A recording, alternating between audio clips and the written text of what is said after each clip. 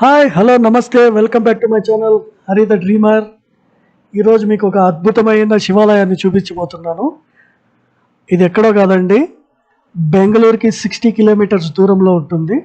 నంది అనే గ్రామంలో ఉంది ఈ గుడి. 1300 సంవత్సరాల క్రితం కట్టారు ఈ గుడి. ఎంత పెద్దగుందో ఇప్పుడు మీరు చూస్తేనే అర్థమవుతుంది. వెళ్దాం పదండి, చూద్దాం.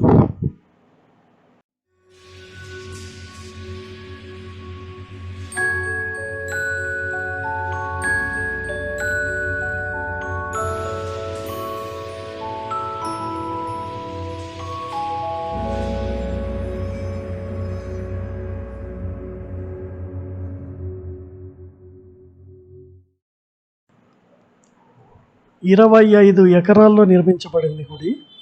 చాలా అద్భుతంగా ఉంది.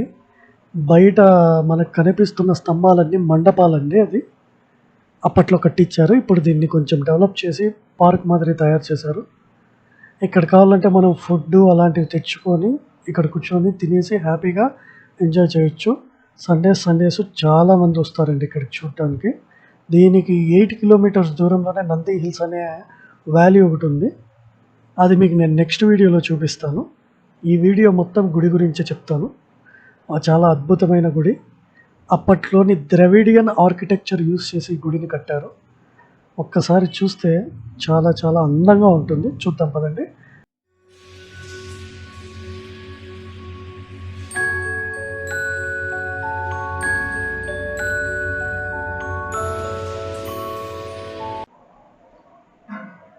ఇప్పుడు మీరు చూస్తున్నది విండో ఆర్ట్ అంటారు.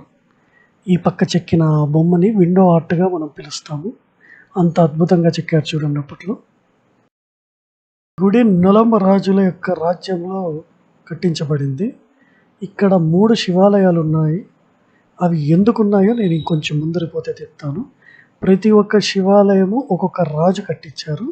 ఏ రాజు కట్టించాడు, ఏ శివాలయం కట్టించారో నేను ఇప్పుడు చెప్తాను. కొంచెం ముందర మీ ఆర్ట్ అండ్ ఆర్కిటెక్చర్ ఒక్కసారి చూసి ఎంజాయ్ చేయండి. చాలా అద్భుతంగా ఉంది.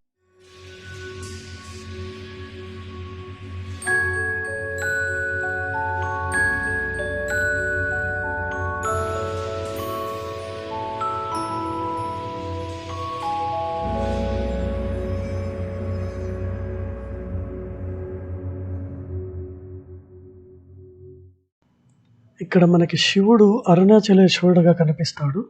ఆ గుడి కట్టించింది గంగా డైనాసిటీ రాజులు కట్టించారు. ఇంకొంచెం ముందరికి పోదాం.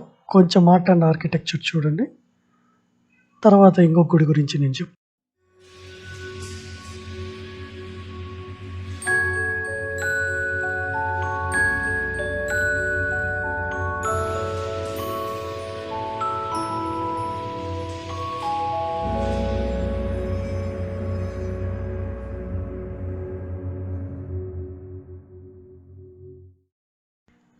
నెక్స్ట్ గుడిలో మన శివుణ్ణి భోగనందేశ్వర స్వామి అని పిలుస్తారు. ఆ గుడి కట్టించింది చోళ మహారాజులు. ఆ టైంలో ఆ గుడి కట్టించారు. మొత్తం అన్ని గుళ్ళు ఈ ప్రాంగణంలోనే ఉంటుంది. చాలా పెద్ద గుడి ఇది. నెక్స్ట్ ఇంకొక గుడి ఎవరు కట్టించారో తెలుసుకోబోయే ముందు ఇంకొంచెం ఆర్ట్ అండ్ ఆర్కిటెక్చర్ చూస్తూ ఎంజాయ్ చేస్తూ ఇన్ఫర్మేషన్ కనుక్కుందాం. వెళ్దాం.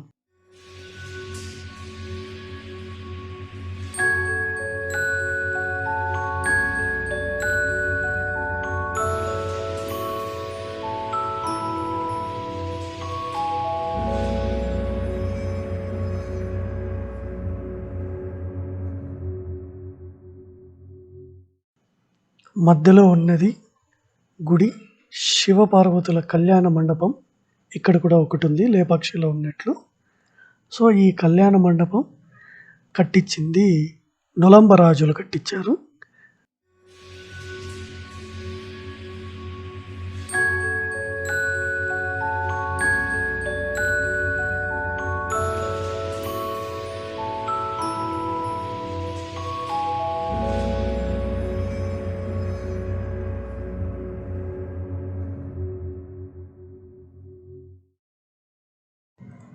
ఈ గుడిలో శివపార్వతులే కాకుండా మనకి బ్రహ్మ, సరస్వతి, విష్ణు, లక్ష్మీదేవి, అగ్నిదేవుడు ఇలాంటి మరెన్నో గుడులు వాటి యొక్క ఆనవాలు మనకు కనిపిస్తాయి.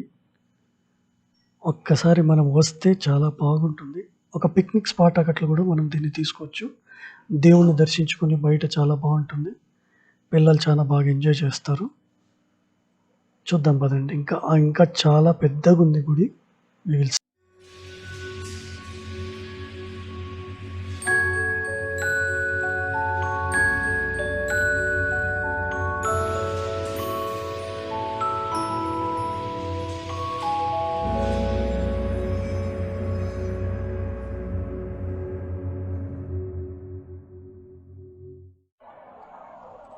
గుడి లోపల దేవుడిని చూపించేకి పర్మిషన్ ఇవ్వలేదండి. సో, అందుకు బయటున్న ఆర్ట్ అండ్ ఆర్కిటెక్చర్ తీసుకుంటున్నాను. మీరొచ్చినప్పుడు కంపల్సరీ ఒక్కసారి ఇక్కడికి వచ్చి చూడండి. నంది హిల్స్‌కి చాలా దగ్గర 8 కిలోమీటర్ల దూరంలోనే ఉంటుంది. నంది హిల్స్‌కొచ్చినప్పుడు ఖచ్చితంగా చూడండి. చిక్బల్లాపూర్‌కి 15 కిలోమీటర్స్, బెంగుళూరుకి 60 కిలోమీటర్స్, అనంతపూర్‌కైతే 180 కిలోమీటర్స్. కంపల్సరీ వచ్చి పిల్లలకి కూడా చూపించండి.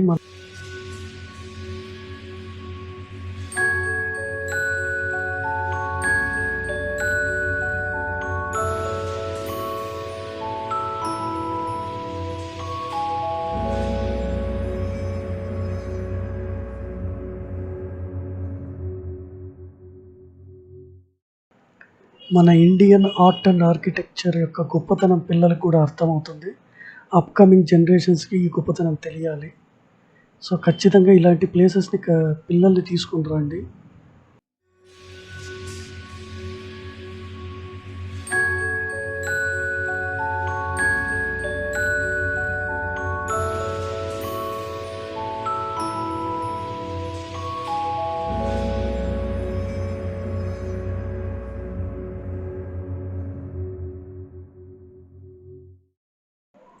ఇప్పుడు మీరు చూస్తున్నది వసంత మండపం అంటారు.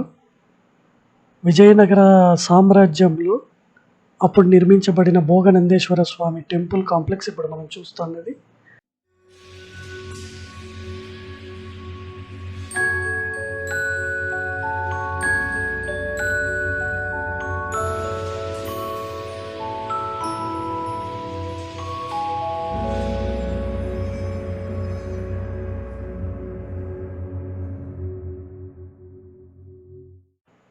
లోపలున్న శివపార్వతి కళ్యాణ మండపాన్ని మనం ఆర్నెట్ పిల్లర్స్ అంటారు. అంటే మన ఆర్నమెంట్స్ ఎలా అయితే చెక్కబడి ఉంటుందో లోపల పిల్లర్స్ కూడా అలాగే చెక్కబడింది. బట్ వాళ్ళు పర్మిషన్ ఇయ్యలేదు దేవుడు దగ్గర మనం వీడియో తీసుకోవడానికి. ఆ పిల్లర్స్ దేవుని ముందరే ఉన్నాయి. ఆ 4 పిల్లర్స్ మధ్యనే మనం కళ్యాణ మండపం అంటారు. శివపార్వతుల కళ్యాణ మండపం అని పిలుస్తారు. ఇది ఇప్పుడు ఆ పిల్లర్స్ బయట నేను ఇప్పుడు మీకు చూపిస్తున్నది. దీన్ని వసంత మండపం అంటారు. ఒక్కసారి చూడండి ఆ శిల్పాలు, ఆ యొక్క ఆర్ట్ అండ్ ఆర్కిటెక్చర్.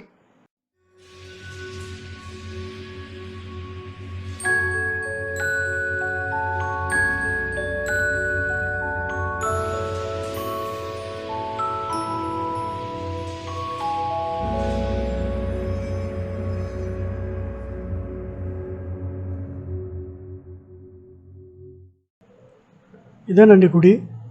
గుడి ఆర్ట్ అండ్ ఆర్కిటెక్చర్. పక్కనున్న స్తంభాలు, మండపాలు అన్నీ మీరు చూసారనుకుంటా. చూసి ఎంజాయ్ చేశారనుకుంటున్నాను. మీకు ఈ వీడియో నచ్చినట్టయితే లైక్ చేయండి, షేర్ చేయండి, సబ్స్క్రైబ్ చేయండి. నాకు కొంచెం హెల్ప్‌ఫుల్ అవుతుంది. అండ్ వన్ మోర్ థింగ్, ఇంకో ఇంపార్టెంట్ థింగ్ మీకు చెప్పాలనుకుంటున్నది, నంది హిల్స్‌కి ఈ గుడికి మధ్యలో ఇంకొక అద్భుతమైన నంది ఒకటుంది. ఆ నంది భూమిలో నుంచి ఉద్భవించింది. అది ఎవరు కట్టించింది కాదు. ఆ నందికున్న స్పెషాలిటీ ఏంటంటే, అది కాలం పెరిగే కొద్దీ అది కూడా తన శరీరాన్ని పెంచుతూ ఉంది. సో, అలాగే దాని విశిష్టత ఏంటంటే, నంది కాలక్రమేణా కలికాలము ముగిసిన తర్వాత ఆ నంది లేసి రంకేస్తుంది. అప్పుడు ఈ యుగాంతము ముగిసిపోతుందని అక్కడ పూజారులు చెప్పారు. సో, ఇప్పుడు నెక్స్ట్ ఈ గుడి తర్వాత మీకు నందిని చూపించబోతున్నాను. చూసేసి ఎంజాయ్ చేయండి. అండ్ వన్ మోర్ థింగ్, మీకు నచ్చితే ఇంకొకసారి అందరికీ షేర్ చేయండి. అది చాలా హెల్ప్ అవుతుంది. Thank you so much. ఈ గుడిలో నిత్యాన్నదానం కూడా ఉంటుంది. ఇప్పుడు నేను చూపిస్తున్నాను కదా అక్కడే. ఇక్కడ స్వామివారిని దర్శించుకొని ప్రసాదంగా మనం భోంచేసి మనం బయలుదేరొచ్చు.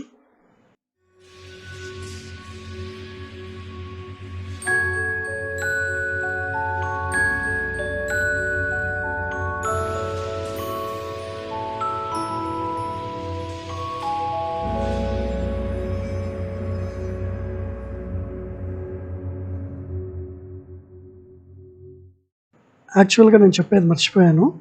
గుడి మీరు చూసింది 75% మాత్రమే. ఇంకో 25% ఇలా ఉంటుంది ఇప్పుడు చూపించినట్లు. ఇది కళ్యాణి అంటారు. కరోనా టైం కావడంతో అది క్లోజ్ చేసేసారు. సో మీరు వచ్చినప్పుడు ఖచ్చితంగా చూడండి ఈ అద్భుతమైన కళ్యాణి తీర్థాన్ని. ఇది భోగనందేశ్వర స్వామికి ఇది అంకితం చేశారు విజయనగర సామ్రాజ్య రాజులు.